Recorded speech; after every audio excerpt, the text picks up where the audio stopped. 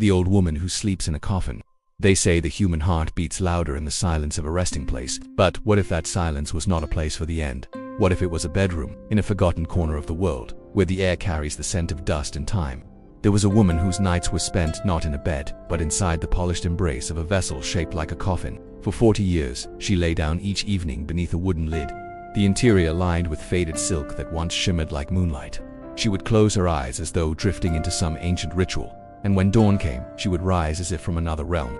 Her face pale yet strangely serene, her name whispered only in half tones by those who claimed to have seen her has long been lost to the ledgers of history in the village where she lived. No one could agree on when she had first arrived. Some swore she had always been there, as constant as the wind that rattled the shutters at night. Others said she came from somewhere far away, bringing with her a small trunk and a single vessel, both carved from the same dark wood, as if the two were parts of the same secret. The first sighting was said to have been on a winter's evening, when a neighbor spotted her carrying the vessel into her small stone house. At first it was thought to be an heirloom, but then, night after night, a faint creak would echo from her shuttered windows, the sound of hinges, slow and deliberate. Inside, the ritual never changed. She would light 2 candles, place them on opposite ends, and stare into the flickering light as though the flames were old companions. She would run her fingers along the wood as if reading an unspoken language, then lower herself inside, pulling the lid down until the room was swallowed in silence. No one knew why. No one dared to ask. Some claimed she was hiding from something that only came when the sun fell. Others believed she was preparing herself, night after night, for a crossing she had chosen long ago. A few whispered of an old superstition, that sleeping in such a place could cheat time itself, preserving the body from change, and perhaps from destiny. But those who lived closest swore there was something else. On certain nights, when the moon was pale and thin, a faint hum could be heard from within her home. Not music, not words, something slower, deeper. The sound of a dream being carried from this world into another. She never invited anyone inside. No one had ever seen the interior except for one person, a traveling peddler who vanished soon after. And in the weeks following his absence, the villagers noticed something strange. The woman's face had changed, not in the way age changes a person, but in reverse, subtle, almost imperceptible, yet unmistakable. For 40 years, she kept the same routine. 40 winters of candlelight, 40 summers of stillness. And the vessel remained as polished as the day it arrived. But the question lingered. What did she see in that darkness between the lid and her breath? Now, many years had passed since the villagers had seen the peddler. His vanishing had been a mystery, one of those unsolved riddles that settle into a town like a shroud. And yet, whenever the woman emerged from her nightly ritual, the sight of the peddler's weathered hat lying on the floor by her door offered a silent testament to their shared secret. Each morning she would step out into the sunlight, her face unlined, her eyes filled with an unsettling clarity. She tended to her meager garden, the silence around her growing thicker as the years slipped by. The villagers, curious and cautious, watched her from their homes. Yet she remained an enigma, her past a locked chest, her present a solitary vigil. The very air around her seemed to whisper a forgotten lore, of whispered spells and dreams from a different age. And so they named her the Coffin Woman, a title that clung to her like a second skin, separating her from the warmth of the hearth and the comfort of shared stories. Yet, despite the chill of her nickname, there was something undeniably compelling about her, a resilience that echoed through the decades. Like an ancient oak, she stood firm against the passage of time, her spirit unbroken, her purpose inscrutable. The villagers, with their limited understanding, saw only an anomaly, a puzzle piece that didn't fit in their world. But perhaps they were the ones who didn't comprehend the grander design. Perhaps the Coffin Woman wasn't a mere eccentric, but a guardian of secrets older than their village, a keeper of mysteries that lay dormant beneath the layers of their mundane existence. And so the story continues, not with answers, but with questions, echoing the silence of the Coffin Woman's nights, leaving us to ponder the depth of her solitude and the nature of her ritual in a world that often values understanding over reverence. This piece of driftwood appeared on the beach one morning after a storm. It's a piece of flotsam, a fragment that once belonged to something larger, broken away and tossed by the waves. And here it sits, half buried in sand, whispering of a past it can't quite recall, like a forgotten dream. And the truth, or what passed for it, was never told in a single breath. It surfaced in fragments like this piece of driftwood, like pieces of driftwood after a storm, scattered across decades and carried by those who had crossed her path. Some claimed her habit began after an unspoken loss, something that left her unable to bear the softness of an ordinary bed. Others said the vessel had not been purchased at all, but inherited, passed down through a lineage that faded from records before the century turned. There was even a tale that it had once belonged to a ship captain who disappeared mid-voyage, leaving behind nothing but his logbook and this narrow wooden case. What could be confirmed was this: every year, on the same autumn night, she would vanish from the village for exactly 3 days. When she returned, she would be quieter than usual, as though carrying back a weight no one could see. The candles would be lit again that very night, and the vessel's hinges would creak once more. There was an archivist from the city who claimed to have traced the wood to a craftsman who worked 2 centuries earlier. This artisan, so the records suggested, was not known for burial pieces, but for creating ceremonial vessels for a private society that met only at night. Their gatherings were said to be less about endings and more about crossings, stepping from the waking world into something older and unmeasured by clocks. When the archivist met her, she listened in silence, her gaze fixed somewhere beyond his shoulder. He returned to the city and never came back. His final letter read, "The box is not for the living world, it is for the journey." Over the years, patterns emerged. Whenever storms rolled in, she would polish the vessel until it reflected candlelight like still water. On nights scented with iron and rain, she would trace the grain of the wood as though following a map. If a stranger passed through the village, her gaze would linger a moment too long.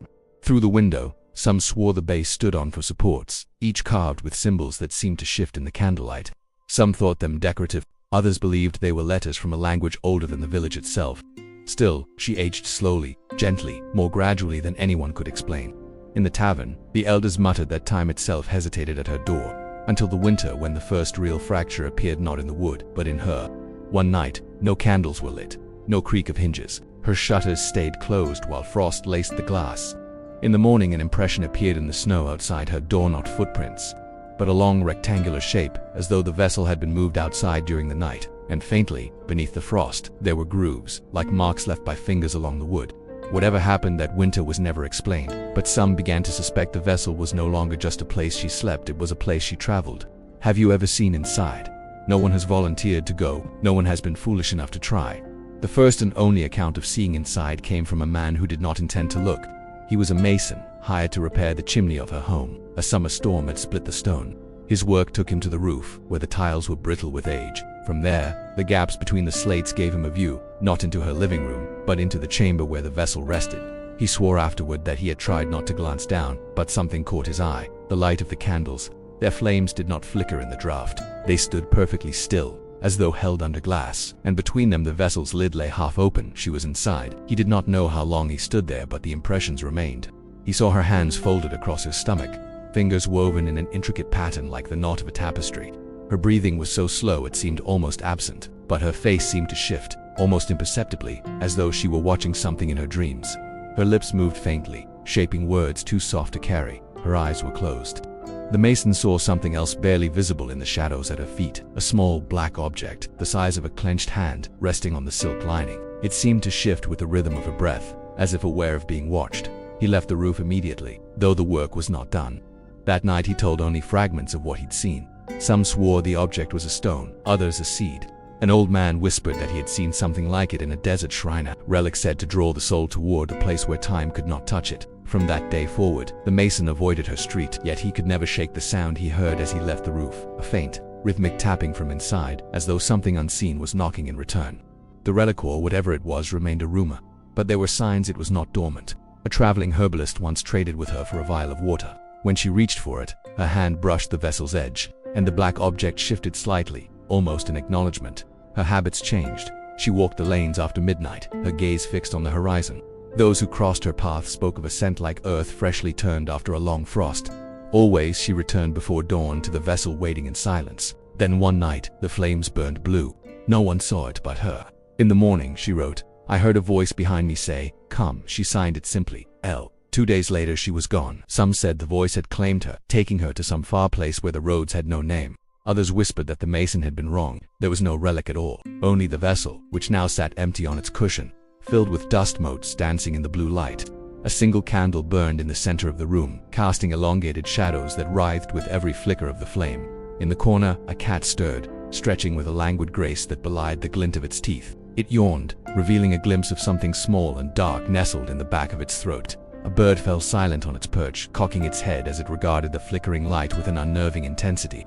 Its feathers ruffled, and with a sudden squawk it launched itself into the air. Disappearing into the inky blackness beyond the window, the candle sputtered, its flame shrinking as if in response to the interruption. A book lay open on a nearby table, its pages filled with arcane symbols and diagrams.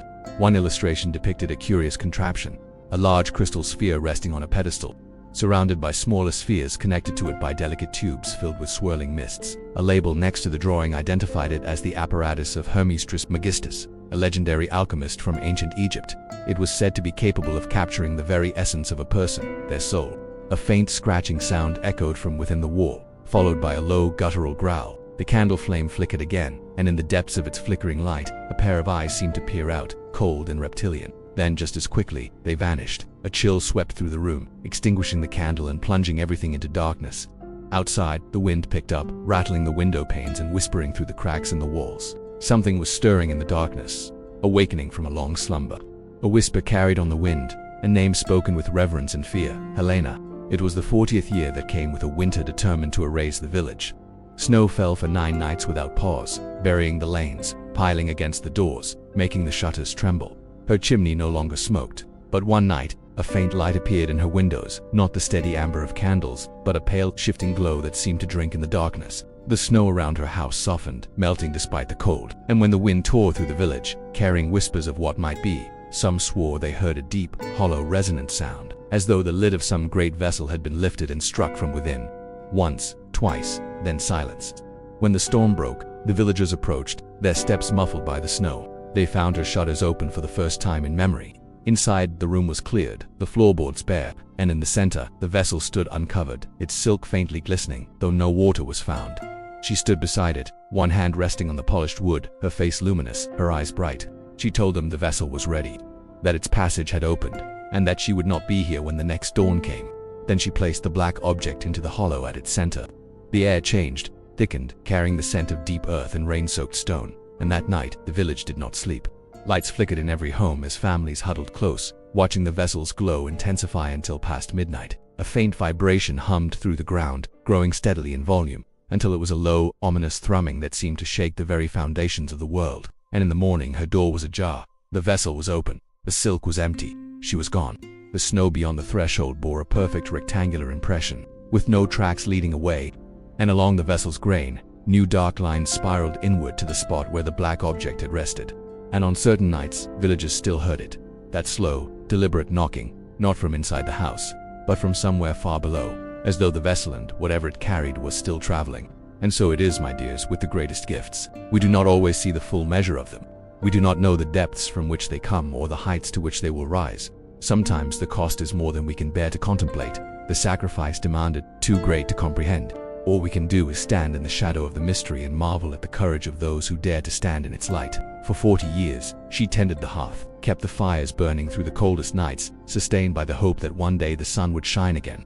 For 40 years, the village mourned the loss of the old ways, the traditions swallowed by the encroaching darkness, the stories silenced, the songs forgotten. For 40 years, the vessel waited, patiently enduring the weight of centuries, holding fast to the promise of a distant dawn.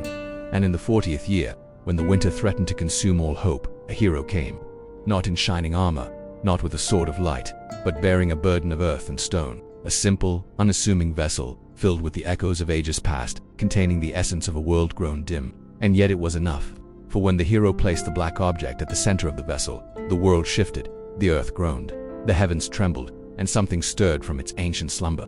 Whatever power slept within the black object, within the hero's sacrifice, was unleashed, transforming the vessel and its keeper, filling them with a luminescence that defied the surrounding darkness.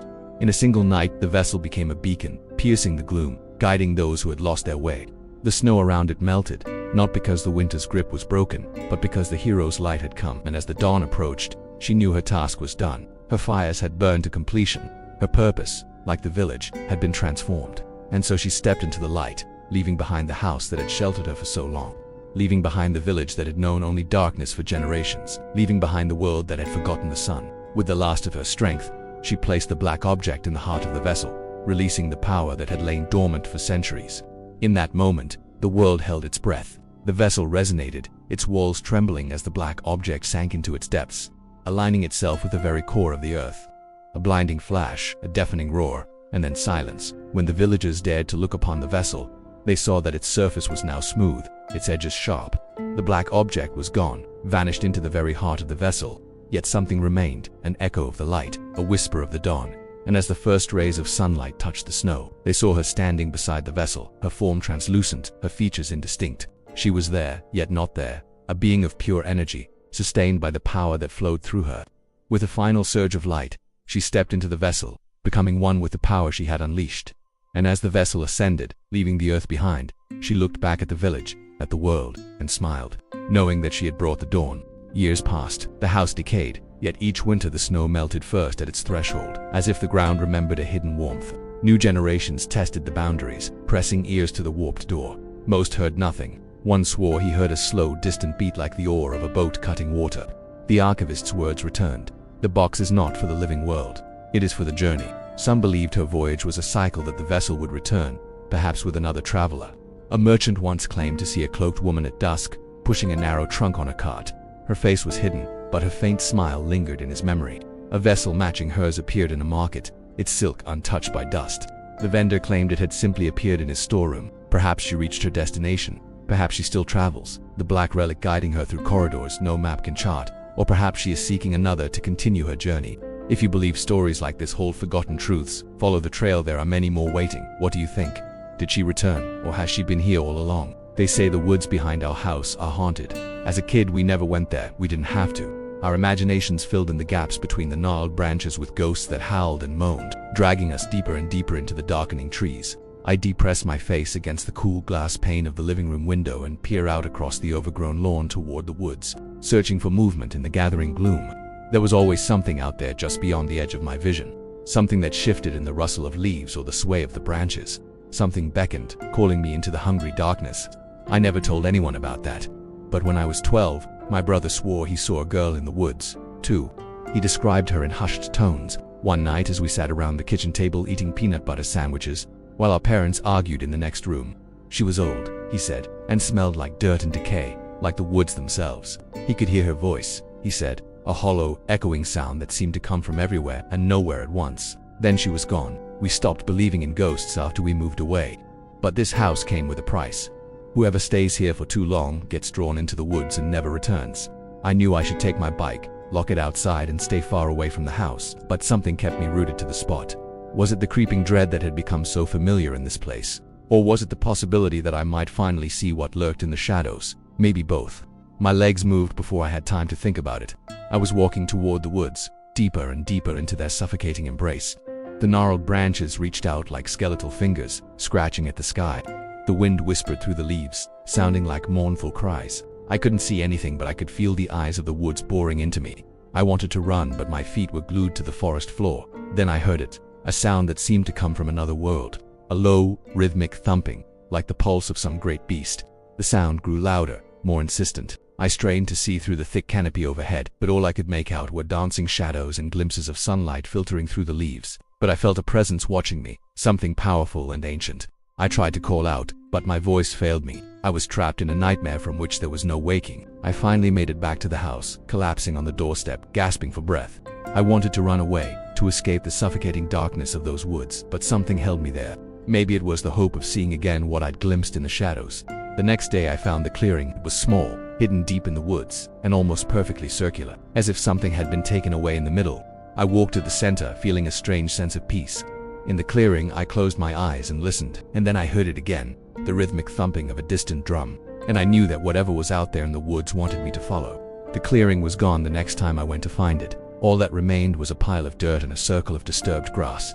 And I wondered if maybe the woods had claimed another victim, or maybe, just maybe, they had set me free. What do you think? Did she return, or has she been here all along?